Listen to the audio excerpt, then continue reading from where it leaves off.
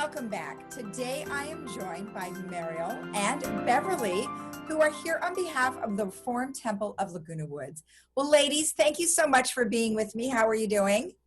Just great. It's a pleasure to be here. Thank you, Lisa. Thank you for having us. Of course, of course. It's always nice to see you guys, even though it's virtually. But nonetheless, I know you have a lot of activities coming up here September, mid-September, and wanted to make sure you guys were able to get the word out. So, Mariel, why don't we start with you? Why don't you tell me a little bit about the high holidays that are starting up? Well, the high holidays, known as Rosh Hashanah, the Jewish New Year, and Yom Kippur, the Day of Atonement, are coming. As a matter of fact, we are just a month away, or maybe about 3-4 weeks away, and we are really preparing. You may have been, or many of people may have been wondering, how are we able to observe the high holy days virtually? Well, we have been doing a great deal of preparation and at the Reformed Temple, and we've been preparing very meaningful and beautiful services that will be Zoomed to all of our members.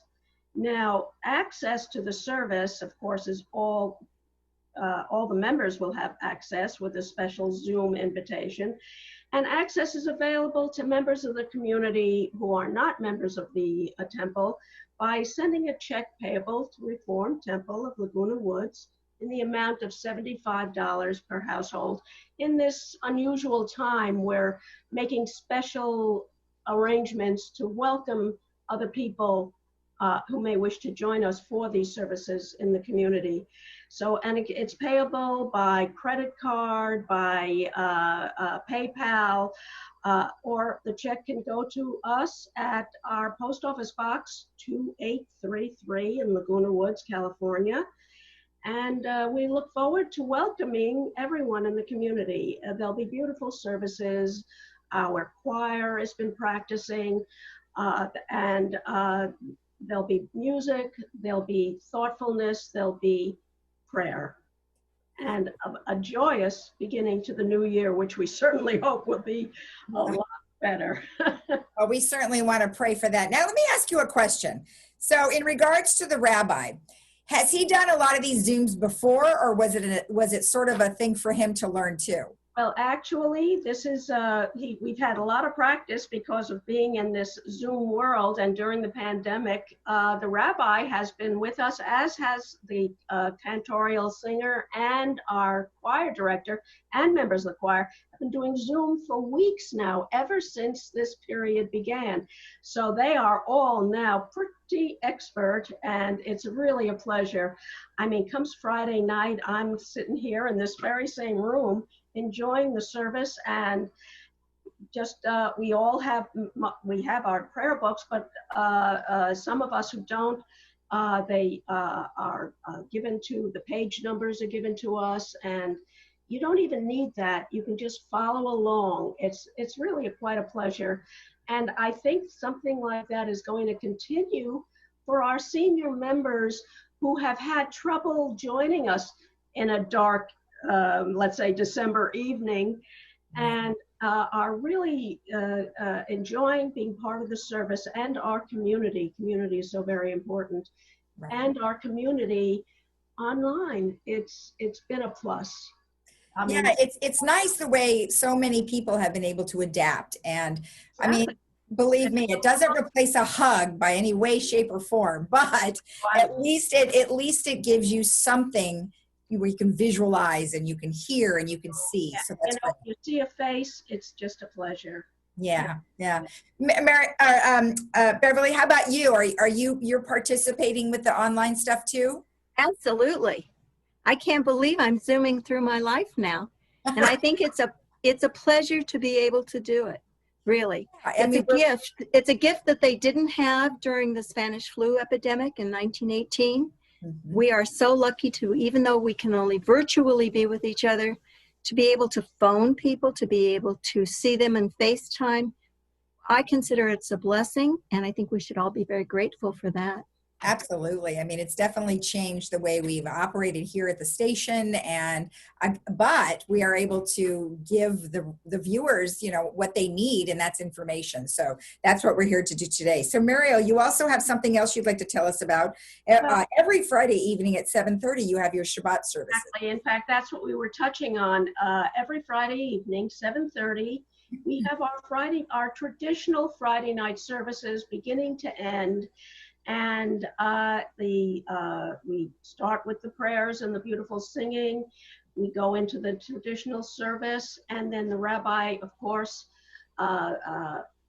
gives a wonderful sermon to let us know what was doing on the Torah portion, and then to give us an idea of what the Torah tells us about how to live through these difficult periods. And of course, we have our memorial at every end of every service where we remember our dearly beloved who are no longer with us. Mm-hmm. So it's a complete service. And then we end with a happy note of more singing.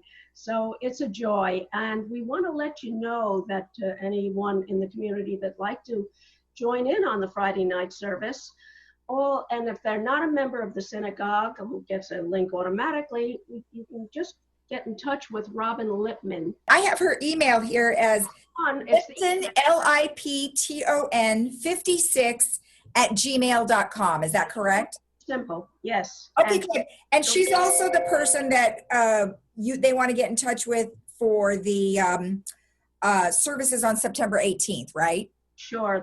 She's our Zoom maven. She really knows her business, and she's the person will get you online. Okay, that's perfect. All right, great. Now, Beverly, I'm sorry. So if someone wants to, is not able to join us for any reason for the high holidays, if they wanted to just come to our Yusuf service, I think Muriel can explain. Yeah, our Yusuf service, it will happen at the end of the Yom Kippur Day of Atonement. That is the memorial service, again, for our dearly beloved. And every synagogue opens their doors for people to come in and remember their parents, their grandparents, the families that they have lost. And it's a very important part, and it's near the end of our Yom Kippur service. Okay. Anybody can get that link to come in for that. Okay, perfect. All right, now Beverly, you have a couple of other things that we need to cover, so let's go ahead and have you go ahead and take over now. Yes, our temple's been very busy. We have a really active education committee this year, and they've got a few programs that are going.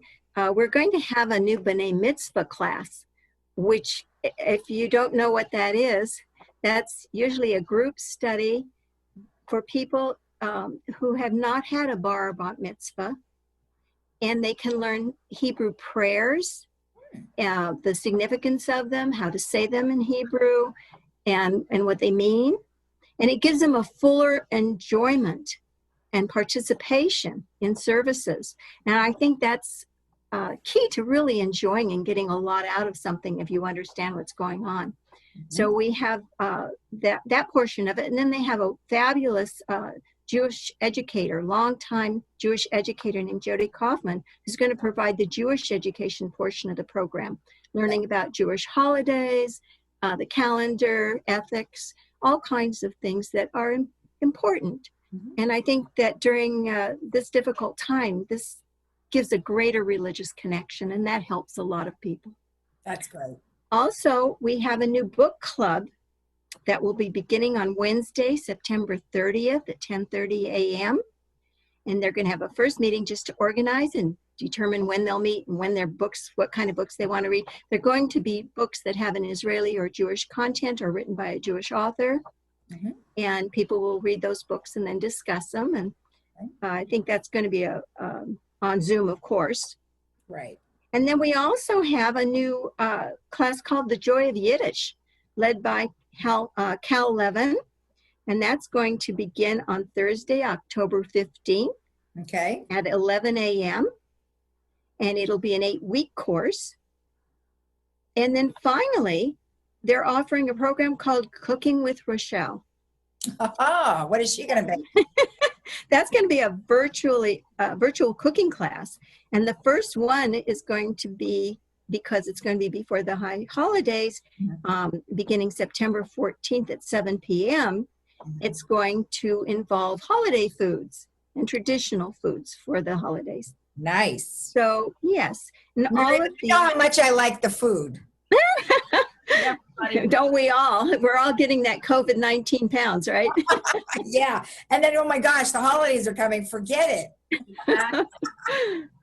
And so all of these, there's also something that hasn't been established yet, but they're hoping to have a Taurus study class. And that's something that's in the works. So they'll have more information on that will be forthcoming. Yeah, good. And for any information on those, I think we had a visual on it. Information on this is by contacting Harriet Schwartz or Iris Burnham. Okay. And the visual has the contact information. Yep. Good. We got that. Excellent. Okay, good. And then one last thing, because we're running out of time, is I know you have calls that you want to talk about, that you are reaching out to people. Tell me quickly. Yes, briefly, I just want to mention that since the beginning of the pandemic, realizing that there are a lot of lonely people, our Social Action Committee, headed by Bobby Rosenfeld, is reaching out to every member of the temple, calling weekly or bi-weekly, whatever people seem to want. And they are calling every member, and have been and will continue to do so. Our rabbi is also calling every member of the temple. And this has provided a lot of, not only a connection for the temple and for people who feel isolated, but particularly people who are ill, emotionally, spiritually, physically. This is a big help. So we will continue to do that. Perfect. All right. Well, ladies, thank you so much. It was nice to see you. And thank you. Yeah. So good to see you virtually, Lisa. Yeah. Really a pleasure. Take it easy. Appreciate this so much. All right. You're welcome. Bye-bye. And we will be right back after this.